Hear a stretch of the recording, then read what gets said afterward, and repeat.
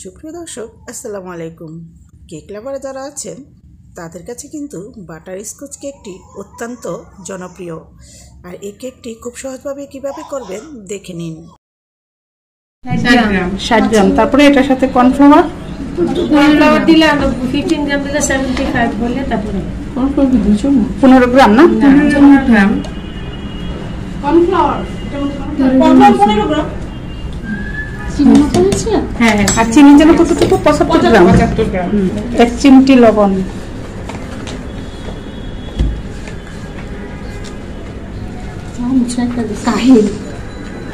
আমার কাঁচের জিনিস কেনা খুব শখ।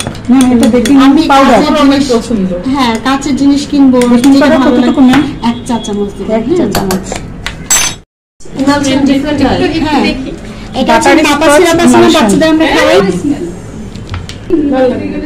এই হচ্ছে আমরা যে স্কচটা বানাবো নাট দিয়ে, কাজু বাদাম দিয়ে, ওখানে আমাদের বাটার লাগবে। বাটারটা বাটার স্কচ নাম হচ্ছে, এখানে স্কচটা যাবে, এই জন্য বাটার স্কচ।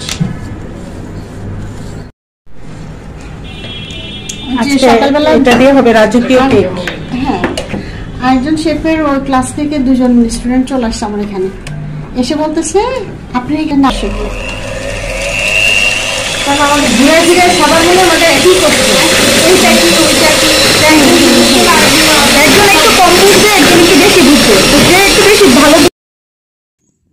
সুপ্রিয় দর্শক, এখানে কিন্তু চিনি ডিমের মধ্যে 3 ধাপে দিতে হবে। অল্প অল্প করে 3 ধাপে তারপরে চিনিটা মিলিয়ে নেবেন।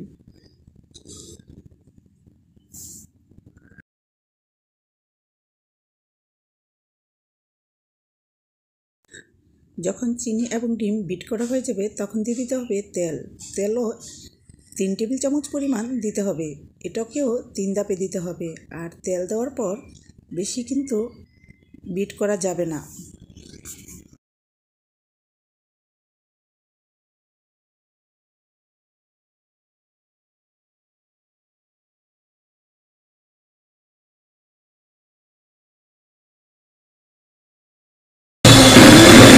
হ্যাঁ, কত গ্রাম ফ্লাওয়ার?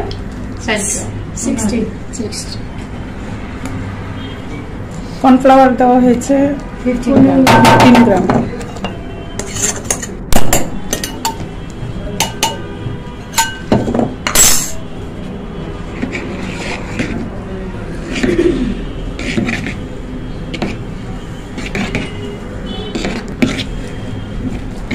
শেষ দিক হলো এই যে ফোমটা, ফ্লাওয়ার মেশানোর পরে ফোমটাই থাকবে, ঠিক আছে?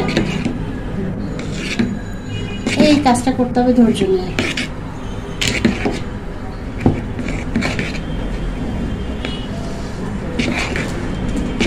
কারণ এটা তো আর বিট করা যাবে না। না, বিট করা যাবে না।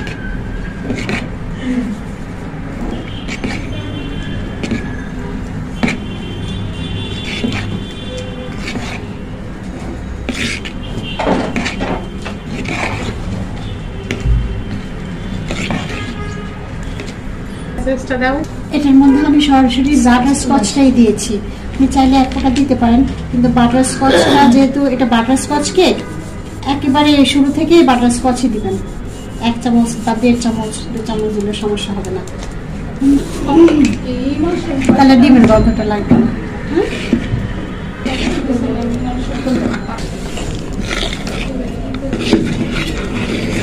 এটা দোকানে বাটারস্কচ ইমালশন।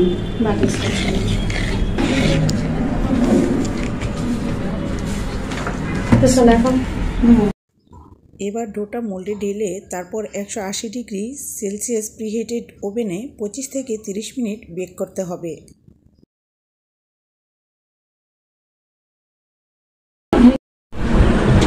এটা এখনো নড়ছে, তার মানে এটা আরো হবে। হ্যাঁ, করতেছে, সেটা বলতে থাকুক। নরমালে না হতে ক্রিম আসছে, 2 মিনিট একটু ঠান্ডা হয়ে যাবে।